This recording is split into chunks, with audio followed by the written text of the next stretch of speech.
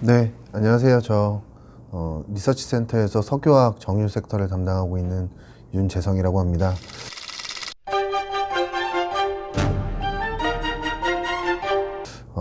최근에 시장도 어렵고요. 특히나 석유화학이나 정유 쪽 섹터 투자하신 분은 더 어려우셨을 것 같은데요. 골이 깊으면 산이 더 높다고 했습니다. 이러할 때일수록 기회가 찾아온다라고 생각을 하고 있고요. 특히나 주가가 워낙 많이 빠져 있는 상황이기 때문에 이 투자 기회를 잘 찾아보시면 큰 수익을 낼 수 있는 기회가 되지 않을까라고 생각을 하고 있습니다. 특히나 이 과거에 이 석유화학이나 정유 섹터가 바닥을 찍고 올라왔던 시기가 2014년, 15년도였거든요. 그래서 그때의 상황과 지금 현재의 상황이 거의 유사하다라고 생각을 하고 있고요. 그런 측면에서 오늘 말씀드린 내용은 당시와 현재를 비교하는 내용이라고 보시면 될 것 같고요. 자세한 내용들은 보고서를 보면서 좀 말씀을 드려보도록 하겠습니다. 일단 순서는 2014년, 15년과 현재와의 공통점을 먼저 말씀을 드릴 거고요. 그리고 차이점과 그리고 그 차이점 중에서도 부정적 요인과 긍정적 요인을 좀 분석을 해보고 그리고 결론까지도 좀 말씀을 드리도록 하겠습니다. 결론부터 말씀드리면 2014년, 15년과 현재와의 공통점은 저유가 상황이라는 게 결국 공급 요인 때문에 왔다라는 거고요. 그리고 당시와 지금 현재 또 비슷한 점은 경기 부양을 위한 글로벌 정책 공조가 나타나기 시작했다라는 점입니다. 그 부분은 좀 공통점이라고 보시면 될 것 같고요. 차이점은 글로벌 증설 규모가 좀 많다라는 거, 그리고 중국 자금률이 좀 올라왔다라는 부분입니다. 그럼에도 불구하고 지금 현재 밸류에이션은 당시를 하회하는 정도까지 떨어져 있는 상황이라서 이러한 리스크 요인들을 많이 반영하고 있다라고 생각을 하고 있고요. 결론적으로는 바텀 피싱 지금 해야 되는 구간이라고 보고 있고 정유보다는 석유화학 쪽을 좀 더 긍정적으로 보고 있습니다. 탑픽은 이 네 종목 말씀드릴 건데요. 금호석유, 하나솔루션, 롯데케미칼, 효성화학 이렇게 결론으로 말씀드립니다. 좀 더 디테일하게 말씀드려보면 유가 얘기부터 먼저 드리겠습니다. 2014년과 지금 현재 유가 폭락한 상황인데요. 미국 셰일붐도 당시에 불었었고요. 그리고 사우디 또한 당시에 감산 의지가 좀 부재했었던 상황입니다.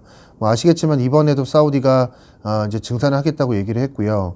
이번 4월 달부터 아마 3월 대비해서 25%가량의 생산량이 늘어날 거라고 생각을 하고 있습니다. 그리고 어제 뉴스에 나왔는데요. UAE 같은 경우도 증산에 동참하겠다고 얘기를 하고 있고요. 300만 배럴에서 400만 배럴까지 한 33% 정도 생산량을 늘리겠다고 얘기를 하고 있습니다. 러시아도 마찬가지 상황일 거라고 생각을 하고 있고요. 그래서 전체적으로 지금 미국도 2014년 대비해서 2019년 현재까지 약 40%의 원유 생산량 증가가 있었거든요.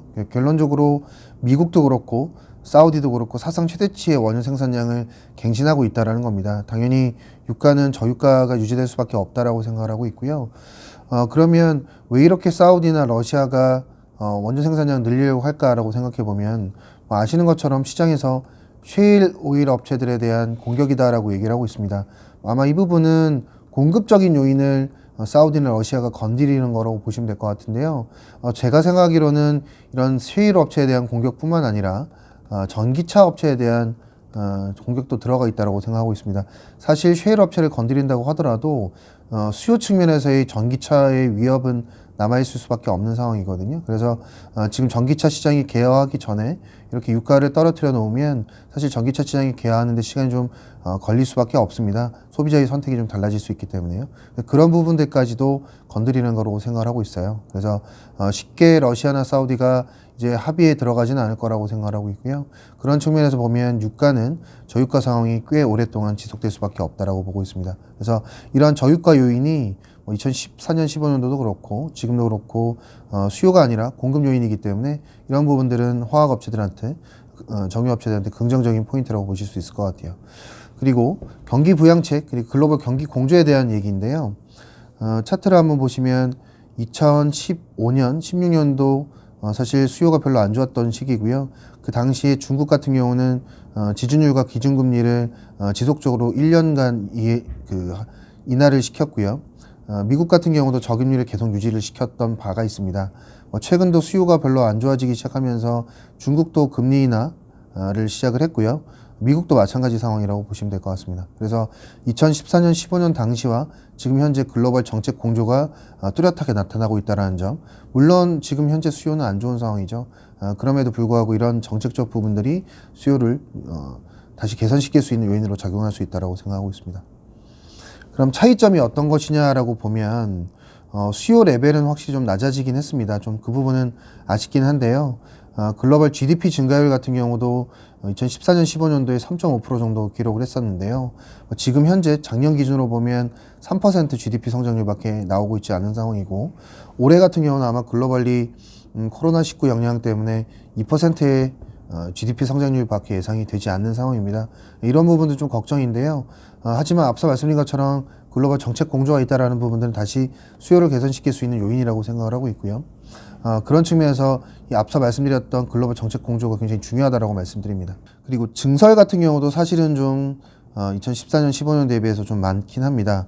일단 에틸렌 유도품인 폴리에틸렌 같은 경우 보시면 2016년, 17년, 18년 그 향후 3년간의 증설이 대략 한 15% 정도의 증설이 예상이 돼 있었는데요. 지금 현재 기준으로 보시면 증설이 한 향후 3년간 20%가 예정이 되어 있습니다. 사실 이런 부분들 때문에 시장에서는 석유화학이나 이런 그 정유 섹터에 대해서 좀 두려워하고 있으신 건 사실이고요. 근데 그럼에도 불구하고 2016년, 17년, 18년도에도 저유가 상황 지속되고 캐펙스 투자가 줄어들면서 증설이 딜레이 됐던 경험이 있다는 걸 감안해 보면 지금 현재 20%의 증설도 충분히 뒤로 딜레이 될 가능성이 있다고 생각하고 있습니다. 그래서 이런 부분들은 좀 감안하셔야 될 것 같고요. 그리고 증설의 주체도 많이 달라졌습니다. 2016년부터 17년, 18년 동안에는 미국 증설이 많았었죠. 미국 ECC의 증설이 대부분이었고요. 이게 전체 증설 중에 35%였고 중국 증설은 20%밖에 되질 않았습니다. 당시의 증설은 사실 우리나라 업체들보다 경쟁력이 좋은 미국 업체였기 때문에 당연히 밸류에이션 디레이팅 될 수밖에 없었던 구간이라고 보고 있고요. 반면에 지금은 좀 많이 달라졌죠. 미국의 증설은 18%에 불과하고요. 대부분이 중국 증설이라고 보시면 됩니다. 향후 예정된 증설의 50%가 중국인데요. 중국의 증설의 대부분은 CTO라든지 MTO 그리고 NCC 이런 설비들이 대부분 증설되는 겁니다. 이런 설비들은 사실 우리나라 업체들이랑 비교해 보면 우리나라 업체들의 경쟁 우위가 전혀 뒤지지 않는다라고 보고 있거든요. 그래서 향후에 추가적으로 밸류에이션 디레이팅 될 일은 없다라고 생각을 하고 있습니다. 그래서 과거와 현재와의 차이를 비교해 보면 증설은 많지만 딜레이 될 가능성이 있다라는 거, 그리고 향후 증설의 중심이 중국이기 때문에 우리나라 업체들의 경쟁력 상실로 이어지진 않을 거라는 부분은 결국은 밸류에이션이 추가적으로 하향되지 않을 거라는 결론으로 귀결될 수 있다라고 보고 있습니다. 중국 자금률에 대한 걱정도 사실 좀 많이 하시고 계신데요. 특히나 석유화학 같은 경우는 지금 보시는 것처럼 중국의 자금률이 58%에서 74%까지 PE 기준으로 올라올 수는 있습니다. 그럼에도 불구하고 자금률이 74%라는 건 여전히 순수입해야 된다라는 얘기거든요.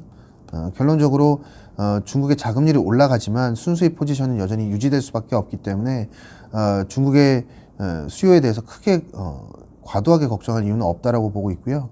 반면에 정유 같은 경우는 조금 상황이 다르다고 보시면 됩니다. 2014년도에 중국 석유 제품, 정유 제품이죠. 정유 제품의 순수출이 중립 정도였습니다.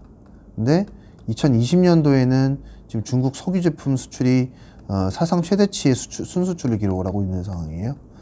그리고 작년도에 사상 최대치였고 올해도 사상 최대치가 갱신될 가능성이 높다라고 보고 있거든요. 결국은 화학 대비해서 정유가 상대적으로 좀 불리한 건 중국의 순수출이 사상 최대치를 갱신하고 있다는 점입니다. 화학 같은 경우는 그럼에도 불구하고 순수입 포지션이 유지될 수밖에 없거든요. 그래서 정유와 화학을 비교를 해보면 석유화학이 업황 회복 측면에서는 좀 더 긍정적이다라고 말씀드릴 수 있을 것 같아요. 그리고 자금률이라든지 이런 중국의 리스크 요인들을 감안하더라도 전체적으로 밸류에이션은 이런 부분들 다 반영하고 있다라고 생각을 하고 있습니다. 그 당시 대비해서 조금 더 긍정적인 포인트를 말씀 좀 드려보면 아까도 좀 언급드렸었는데요. 미국의 원유 생산량입니다. 40% 늘어났고요. 글로벌리 다 지금 증산을 하려는 상황이기 때문에 이 저유가 상황이 지속되면서 원가 우위는 부각될 수 있다는 점이고요. 이 원가 우위 같은 경우는 사실 2014년, 15년대보다는 조금 더 지금 현재가 유리한 상황이라고 보시면 될 것 같습니다. 마지막으로 좀 더 긍정적인 포인트, 2014년, 15년과 지금과 비교해 봤을 때 좀 더 긍정적인 포인트인데요. 밸류에이션과 뭐 재무조 이런 측면입니다. 일단 밸류에이션 먼저 보시면 금호석유가 2014년도, 15년도 이 당시에 기록했던 밸류에이션이 PBR 1.1배 정도였습니다. 이때가 강한 지지선으로 과거에 작용을 했었는데요. 이 밸류에이션은 지금 현재 깨고 내려가 있는 상황이죠. 결론적으로 2014년 대비해서 지금 밸류에이션은 더 싸졌다. 그러니까 더 저가 메리트는 더 부각될 수 있다는 점이고요. 롯데케미칼도 마찬가지입니다. 2014년도 유가 폭락할 때 0.6배가 바닥 지지선이었는데요. 이걸 깨고 내려가서 0.4배에 근접해 있는 상황입니다. 결론적으로 14년 대비해서 지금 현재 위협적인 요인들도 많지만 주가 측면에서 봤을 때는 굉장히 싸져 있는 상황이다라는 게 가장 큰 중요한 포인트라고 말씀드릴 수 있을 것 같고요. 또한 금호석유나 롯데케미칼 같은 이 업체들의 순차익금도 2014년 대비해서 큰 폭으로 감소한 상황이라고 보시면 됩니다. 금호석유가 과거에는 2, 3조 정도의 순차익금이었는데요. 지금 1조 정도밖에 순차익금 되지 않고요. 롯데케미칼 같은 경우도 한 2조 정도, 3조 정도의 순차익금에서 지금 순현금으로 전환되어 있는 상태입니다. 이런 리스크 국면에서는 튼튼한 재무 구조가 굉장히 매력이 될 수밖에 없고요. 이러한 부분들은 2014년 대비해서 지금 현재가 좋아져 있는 상황이라고 보시면 됩니다. 그리고 캐파인데요. 캐파 같은 경우도 당시 대비해서는 2배나 늘어나 있는 상황입니다. 금호석유도 MB 라텍스라든지 페놀 유도체 같은 제품들에 대한 증설이 과거 대비해서 한 2배 정도 늘어나 있고요. 롯데케미칼도 미국 ECC 증설이라든지 이런 부분들이 반영이 되어 있죠. 그래서 2014년 대비해서 밸류에이션은 더 싸졌고 재무구조는 좋아졌고 캐파는 2배 이상 늘어났기 때문에 전체적으로 회사의 펀더먼털을 감안했을 때 지금 현재보다 주가가 더 빠질 여력은 없다라고 생각하고 있습니다. 금호석유기를 조금 더 들여보면 금호석유가 지금 MB 라텍스라는 걸 하고 있습니다. 이 MB 라텍스라는 게 의료용 장갑으로 사용이 되는데요. 최근 들어서 뭐 아시겠지만 코로나 영향 때문에 글로벌리 이 의료용 장갑에 대한 수요가 폭발적으로 늘어나고 있는 상황이라고 보시면 됩니다. 의료용 장갑 같은 경우는 말레이시아의 글로벌 탑 5 업체들이 위치를 하고 있습니다. 글로벌 생산량의 80%가 이 말레이시아에서 장갑이 만들어진다고 보시면 되는데요. 최근에 아시겠지만 장이 폭락하는 상황인데도 불구하고 특히나 말레이시아 시장도 폭락했음에도 불구하고 이 의료용 장갑 하는 탑5 업체들의 주가는 지금 사상 신고가를 갱신하고 있는 상황이거든요.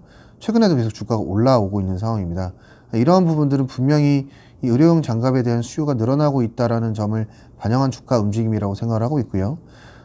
이 업체들한테 금호석유가 MB 라텍스라는 원재료를 공급을 하고 있습니다. 아마 이게 35%의 글로벌 MS일 거고요. 글로벌 1등이라고 보시면 됩니다. 당연히 금호석유에 대해서도 수요가 있을 수밖에 없는 상황이라고 생각하시면 될 것 같고요. 그래서 금호석유에 지금 MB 라텍스가 작년도에 추가적으로 증설을 해서 40만 톤에서 55만 톤으로 늘어났거든요. 그래서 올해 신규 증설한 설비의 가동률 목표가 80%였는데 이미 지금 80%도 도달이 됐고 거의 100%에 근접하고 있는 상황이라고 얘기가 나오고 있는 상황입니다. 그래서 이 코로나 사태에 대한 수혜를 실질적으로 볼 수 있는 업체가 이 금호석유의 MB 라텍스라고 생각하시면 될 것 같고요. 이러한 부분 때문에 아마 1분기 실적도 전체적으로 지금 1분기 실적들이 상장사들이 다 안 좋을 거지만 이 금호석유 같은 경우는 1분기 실적이 좋을 수밖에 없을 것 같아요. 그래서 금호석유가 지금 1분기 실적만 놓고 봤을 때 그리고 밸류에이션만 놓고 봤을 때 굉장히 매력도가 높다라고 말씀드리고요. 롯데케미칼 같은 경우도 비슷한 그림으로 갈 수 있다라고 생각을 하고 있습니다.